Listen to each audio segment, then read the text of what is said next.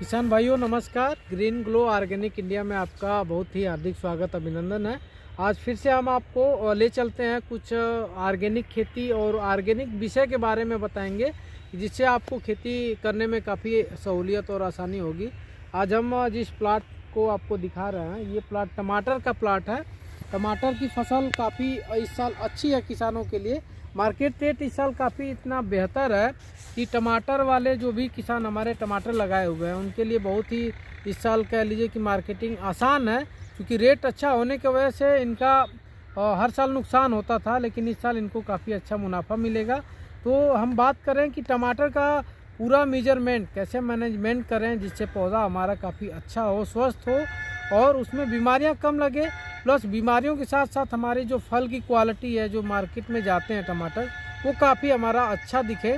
तो इसके लिए हम आपको स्टार्टिंग से ले चलते हैं कि किस तरीके से हम मिट्टी की तैयारी करेंगे और कैसे हम बीज का चयन करेंगे, कौन सी बीज लगाएंगे जिससे कि हमारा पैदावार और उसकी साइज़ जो है अच्छी रहेगी, प्लस इसका ड्यूरेशन क्या है, इन सारे विषयों पे हम चर्चा करेंगे।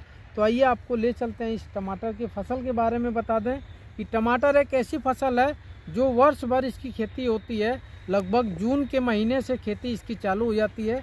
जून जुलाई के महीनों में पहाड़ों पे खेती होती है। लगभग जो मैदानी भाग हमारे होते हैं, मैदानी भाग में आपका अगस्त सितंबर से लेकर के जनवरी फरवरी तक की नर्सरी पड़ती है। तो ये टमाटर अभी हमारा जो है लगभग ये जनवरी का महीना चल रहा है, दिसंबर में की ये बुआई हुई है। 30 से 35 दिन अभी हुआ इस टमाटरों को लगाए हुए। और ये वैरायटी लगभग आपको बता दें संजेंटा कंपनी का हिमसोना वैरायटी है, जो कि काफ़ी लता इसका काफ़ी हाइट पे होता है। हाइट इसकी लगभग 5 से 6 फीट, जितना हमारी हाइट है 5 से 6 फीट हाइट होती है, तो पूरी हाइट होती है। लगभग फल इसकी बात कर लें तो फल की साइज़ भी इसका 100 ग्राम 80 ग्राम के आसपास इसकी साइज़ आती है। इसकी ट्रांसपोर्टिंग की बात कर लें तो ट्रांसपोर्टिंग भी काफ़ी अच्छा है। लेकिन हमारा मुख्य टॉपिक है कि हम बुआई कैसे करें, अपनी मिट्टी को कैसे देख रेख करें जिससे हमारा कम खर्च में और मुनाफा काफ़ी अच्छा हो। तो बुआई के समय में किसान भाइयों के लिए ये बहुत चैलेंजिंग होता है कि हम कौन सी खाद का उपयोग करें जिससे टमाटर हमारा काफ़ी अच्छा दिखे। तो सबसे पहले किसान भाई आप कल्चर का प्रयोग करिए। कल्चर का मतलब ये होता है कि बैक्टीरिया वाली खादों का इस्तेमाल अपने मिट्टी में यदि करते हैं तो बैक्टीरिया वाली खादों का क्या होता है कि आपकी मिट्टी के अंदर जाने के बाद जो भी आप फास्फोरस डीएपी ऑलरेडी पहले से डाल चुके हैं वो उसकी उपलब्धता को क्या करता है कि आपके मिट्टी के अंदर घुलनशील करता है जो ऑलरेडी पहले से मौजूद होते हैं। कल्चर बैक्टीरिया का बनाने की प्रोसेस जो होते हैं वो लगभग आपको कल्चर बैक्टीरिया में कुछ ऐसे बैक्टीरिया आपको मार्केट में मिलेंगे, एजेक्टोबैक्टर, राइबोजियम कल्चर, ठीक है, इस तरीके से और बैक्टीरिया होते हैं। कुछ किसान भाई हमारे ये आपका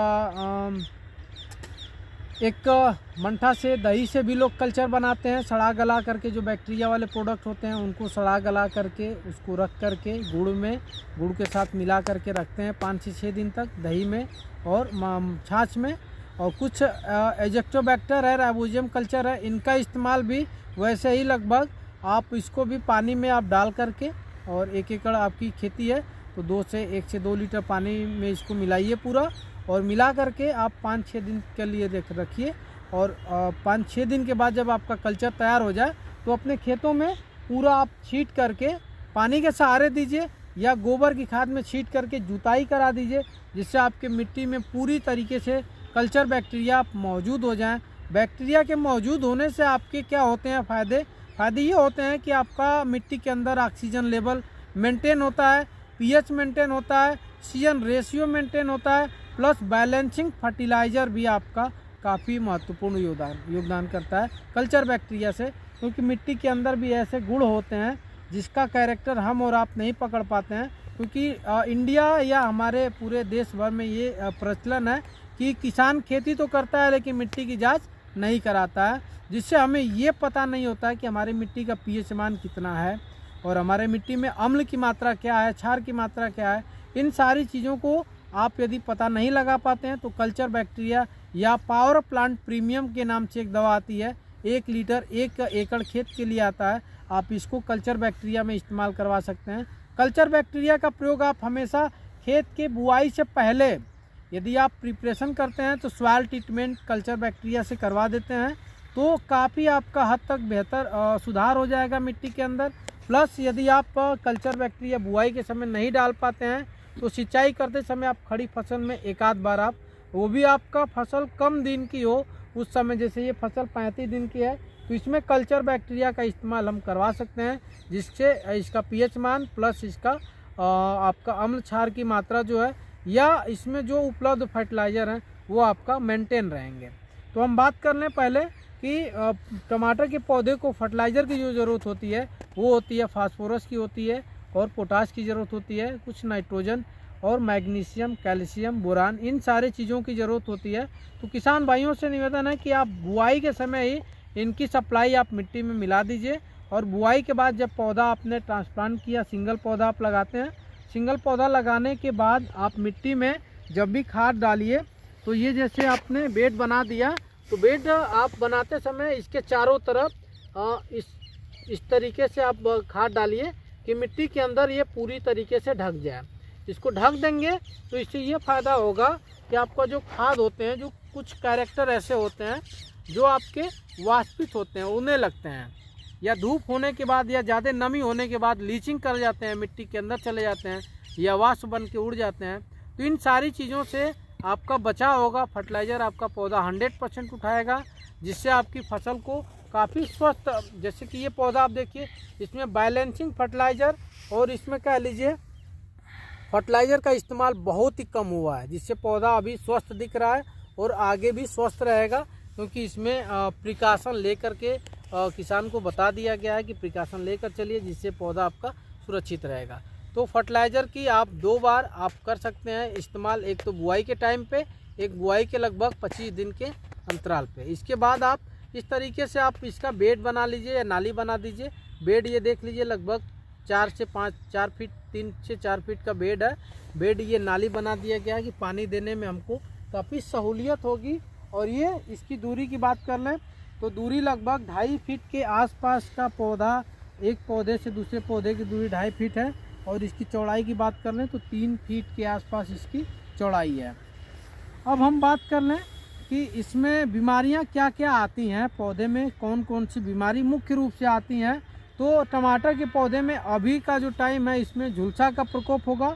झुलसा जो कि पत्तियां जो किनारे से आपकी जलने लगती हैं, आपको दिखा दें हम, अभी इसमें कहीं बीमारी लगी नहीं है, लेकिन कुछ किनारे के हिस्से, जैसे ये पत्ती है आपका, तो किनारे के भाग आपका ये कुछ जलने टाइप का होने लगता है या आपका कुछ स्पॉट बनने लगते हैं, वो अगेती झुलसा के लक्षण होते हैं। पछेती झुलसा का हमेशा लक्षण आपका ऊपरी भागों में दिखता है, जो कि पूरे पौधे आपके ब्लास्ट कर जाते हैं, नष्ट हो जाते हैं, इससे आपके काफ़ी नुकसान होते हैं। लीफ कर्ल वायरस की समस्या आती है, जो कि लीफ कर्ल वायरस के प्रतिरोधी क्षमता वाले अब पौधे बनाए गए हैं। लीफ कर्ल वायरस की समस्या जैसे कि ऊपर की पत्तियां जो है आपकी काफ़ी छोटी हो जाती हैं, जैसे कि इस पौधे में आपको कुछ लक्षण दिख रहा है कि इसकी पत्तियां कुछ छोटी हो रही हैं। जैसे ये पौधा है, इसकी पत्तियां आप देखिए और इसकी देखिए, ये पौधा की ऊपर की पत्तियां जो छोटी हैं, तो इससे ये पहचान है कि इसमें कुछ आपकी कीट लगे हुए, इंसेक्ट लगे हुए हैं। इसकी पहचान आप करके आप अपने मार्केट से जो भी दवा आप इस्तेमाल करते हैं, और रस चूसक के लिए हम आपको बता दें, नीम पेस्टिसाइड का इस्तेमाल यदि करते हैं तो नीम पेस्टिसाइड से आपके सारे कीट का प्रबंध हो जाता है। आपका ऑर्गेनिक जैविक विधि से तैयार करिए अपने यहाँ, या आप अपने किसी नज़दीकी मार्केट से लेकर के नीम पेस्टिसाइड का इस्तेमाल करवा दीजिए, जिससे लीफ कर्ल वायरस प्लस रस चूसक कीट प्लस आपका फंगीसाइड का, ये तीनों का काम करता है नीम पेस्टिसाइड।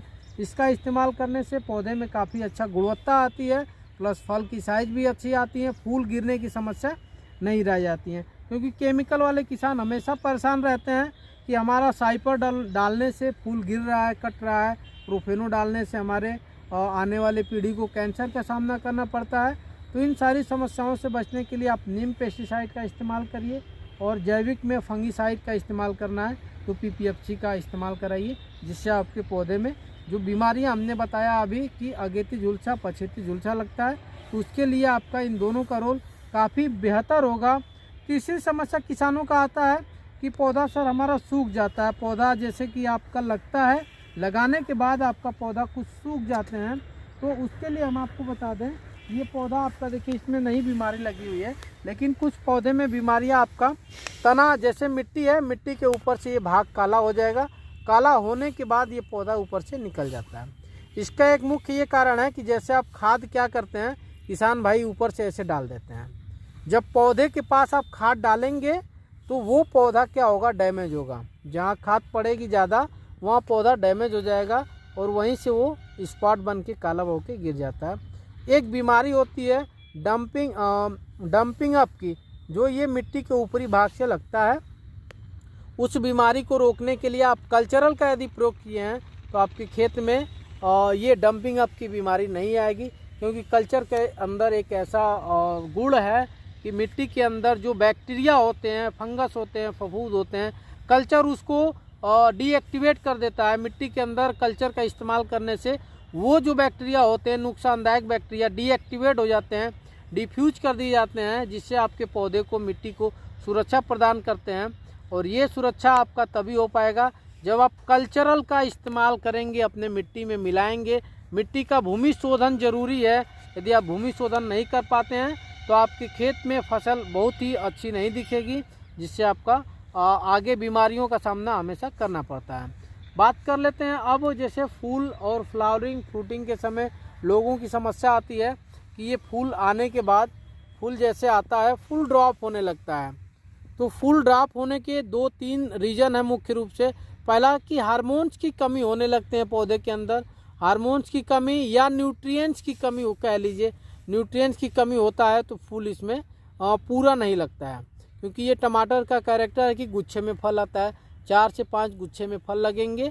और यदि आपके पौधे स्वस्थ नहीं हैं तो गुच्छे में फल नहीं आएंगे, एक जगह 1 या 2 फल आएंगे। तो इसके लिए आप न्यूट्रिएंट्स प्रबंध जरूरी है।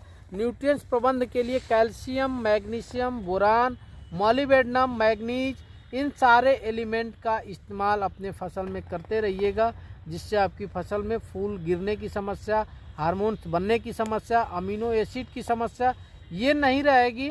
और यदि इस तरीके की समस्या आपकी फसल में दिखती हो तो आप हमें ज़रूर कमेंट करिए। कमेंट के माध्यम से आपको हम जानकारी देंगे।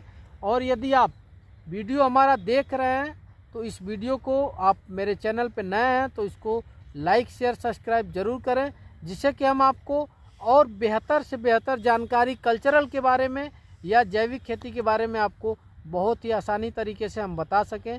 और यदि ये प्लाट आपको अच्छा लगा तो ये वीडियो को लाइक शेयर जरूर करिए। धन्यवाद।